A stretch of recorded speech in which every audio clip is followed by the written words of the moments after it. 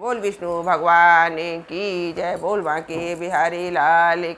आपके को मैं 8वां अध्याय लेकर आई हूँ और आप सबसे प्रणाम करती हूँ, प्रार्थना करती हूँ कि आप डेली सुना करें। और बहुत पुण्य का ये महीना है, पुरुषोत्तम मास का महीना। जितनी आपसे पूजा पाठ दान पुण्य अपनी सामर्थ्य के अनुसार, शरीर में जितनी शक्ति हो, जितना आपके घर में धन हो, उसी तरह आपको। और आपको इस महीने की दोनों एकादशियों का व्रत करना है, उनका बहुत बहुत ही महत्व मिलता है। जो आप साल भर एकादशी करते हो, इन 2 एकादशियों में आपको इतना पुण्य मिलेगा कि जिसका आप खजाना भर लेंगे। बोल बाके बिहारी लाल की। ये पुरुषोत्तम मास का अपमान पांडवों ने किया था, उन्हें दर दर भटकना पड़ा था। इसका महत्व इससे ही समझ सकते हो आप कि कितना महत्व है इसका, कितना इसको ना कर अपमान करने से दुख मिलता है और इसको करने से हमें कितना सुख मिलेगा, कितनी शांति मिलेगी।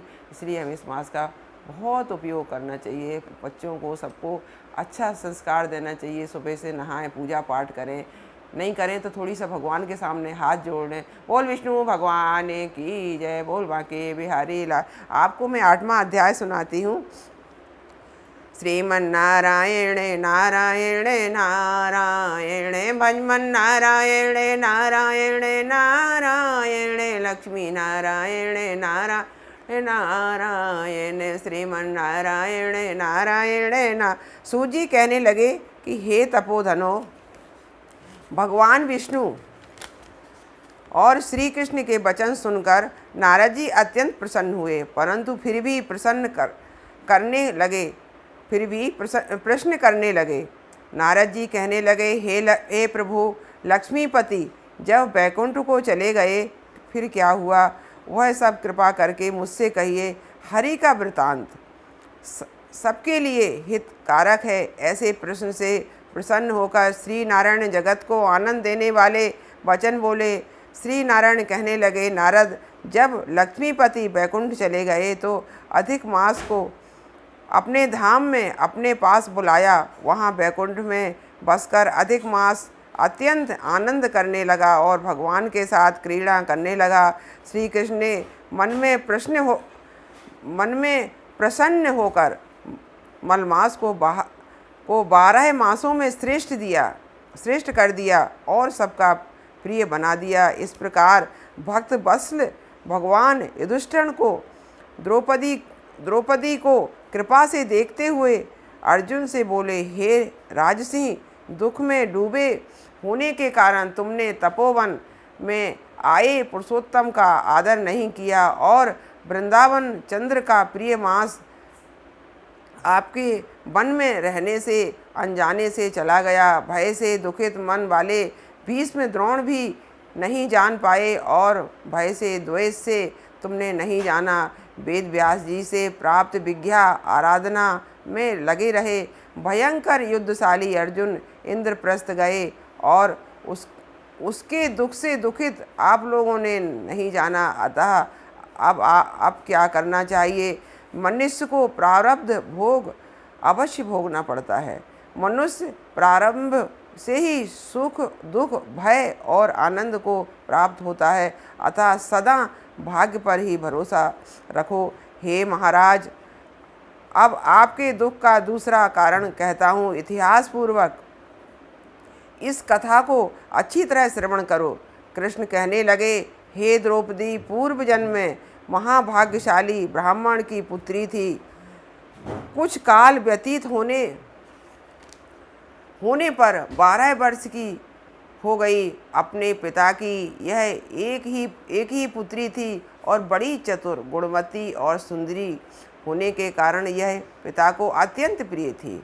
यह पड़ोसन सखियों का सुख देखकर पौत्र की इच्छा करने लगी और विचारने लगी कि ऐसे मेरे भी अच्छे गुण और भाग्य वाले भर्ता और सुख देने वाले श्रेष्ठ पुत्र किस तरह उत्पन्न हो, परंतु प्रारब्ध ने तो पहले ही नाश कर दिया। क्या करूं? क्या किसी मुनि के पास जाऊं या किसी तीर्थ में जाकर वहां पर रहूं? मेरा भाग्य कैसे सो गया है कि कोई भर्ता मेरी इच्छा नहीं करता है। बड़े आश्चर्य की बात है कि मेरे भाग्य से मेरा पंडित पिता भी बूढ़ा हो गया है। विवाह काल प्राप्त होने पर भी मुझे अच्छे वर को नहीं सौंपता।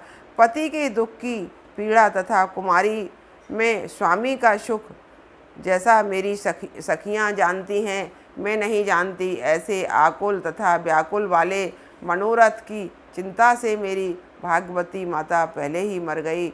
शोक और मोह की तरंगों से पीड़ित कन्या का पिता यह मेघावी ऋषिराज भी पृथ्वी में विचरने लगा, पर कन्यादान के निमित्त जोड़ी का वर ढूंढने पर नहीं मिलने से अपने मनोरथ में निराश हो गया।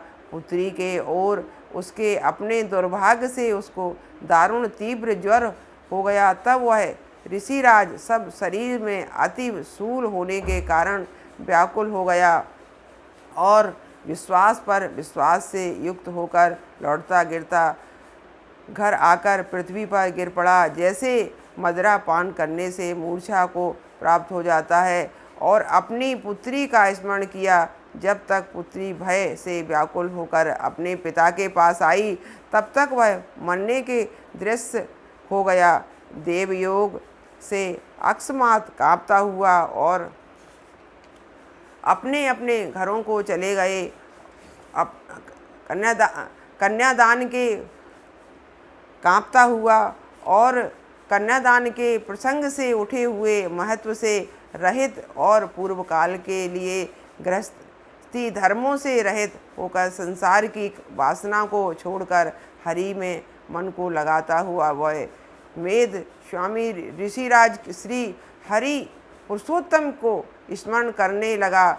हे श्री कृष्ण, हे गोविंद, हे हरे मुरारे, हे राधेश, हे दामोदर, हे दीनानाथ, हे ऋषिकेश्वर, आपको मैं नमस्कार करता हूँ। आप मेरी ये संसार रूपी समुद्र से रक्षा कीजिए। इस प्रकार मुनि के वचन सुनकर बहुत जल्दी भगवान के पार्षद मरे हुए मुनि के जीवात्मा को लेकर भगवान के वैकुंठ धाम को चले गए, और वह पुत्री पिता का मरण सुनकर हाय हाय कर रोती और पिता की देह को गोदी में लेकर विलाप करने लगी। अत्यंत दुखित होकर दारुण विलाप करती हुई मानो उसका पिता जीवित हो अत्यंत व्याकुल होकर कहने लगी, हाय पिता, मुझको किसके सहारे छोड़कर विष्णु लोक में चले गए। हे तात, अब मैं बिना पिता के किसके पास रहूँगी। न मेरे भाई है, न कोई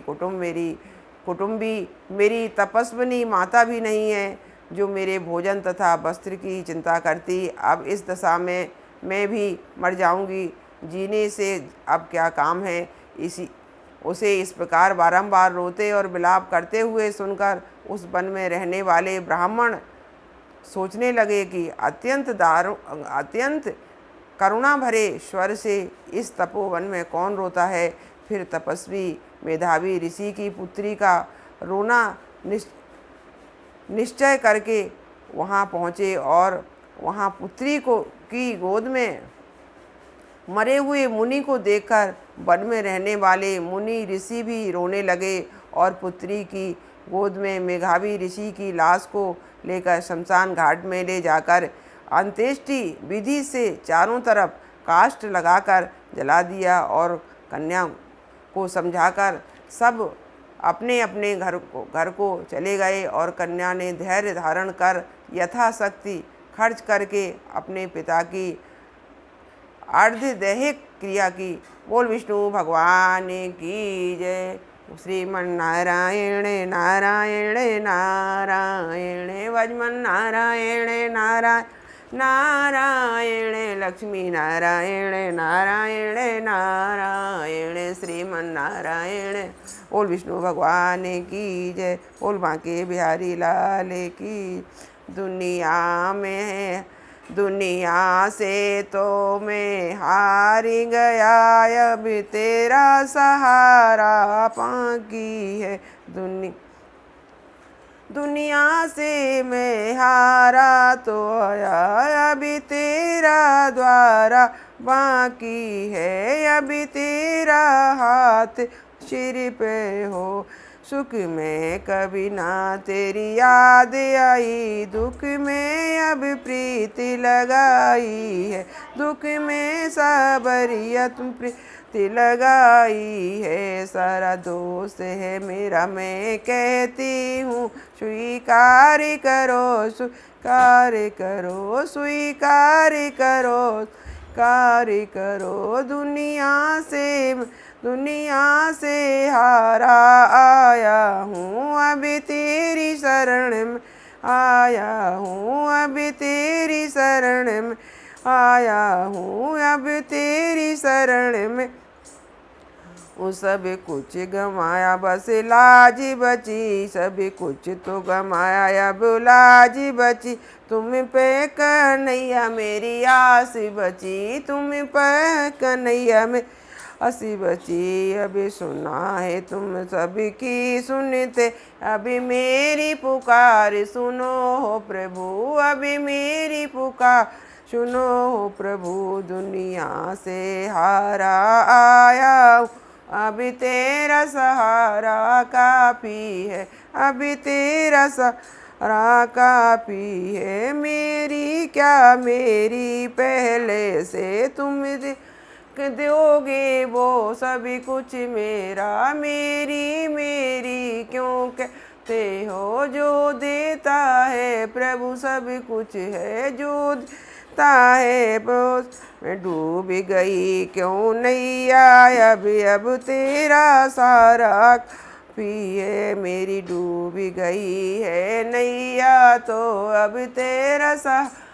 काफी है। दुनिया से तो मैं हार गया, अभी भी तेरा सहारा भी हो। जिनको मैं अपना कहता था उनने अब मुझको ठुकराया, जिनको मैं अपना कहता था उनने अब मुझको ठुकराया। सब छोड़ के मैं तो आया, वो अब तेरी चौखट काफी है। सब छोड़ के मैं तो आया हूँ, अब तेरी चौखट काफी है। सारे सहारे छोड़ दिए, अब तेरा सहारा काफी है, अब तेरा सहारा काफी है। दिन को नहीं चैन हो आता है और रात को नींद न आती है। बैठी हूँ आस लगा कर,